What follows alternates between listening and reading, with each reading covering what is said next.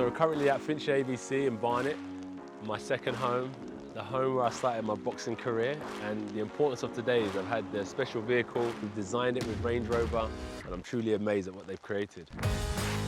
It starts from the exterior, so there's like a little 258 on the side with the Great Britain flag. On the paneling, they've got Anthony Joshua, which is like my brand logo.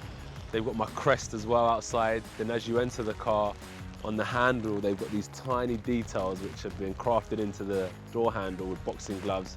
They've got my signature on the seat. Gonna hug this bad boy.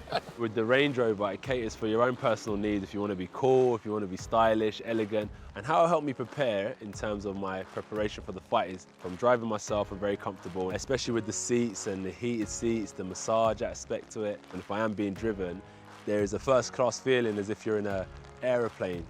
In regards to Pulev, I've never been so excited before. I'm back in London, back on my home turf, fighting against a formidable opponent, someone that I have to defeat. There's no victory of Pulev, there's no road to undisputed, so Pulev is my main focus and I'm glad that I've got this challenge. Training has already started, so I'm in a better place than I was last year due to the lessons I had to learn. And Pulev will reveal some new skills and a definitely new style of boxing. Ruiz was a lot shorter, a lot wider. Pulev is a lot taller, a lot slimmer, so it will require a different strategy and tactics. The fight can happen when Tyson Fury gets past Deontay Wilder and when I get past Kubrat Pulev. If Fury wants that fight to happen, he'll make it happen. And congratulations to him on his last performance. He's had two good fights in his career, in my opinion, against Klitschko and Deontay Wilder.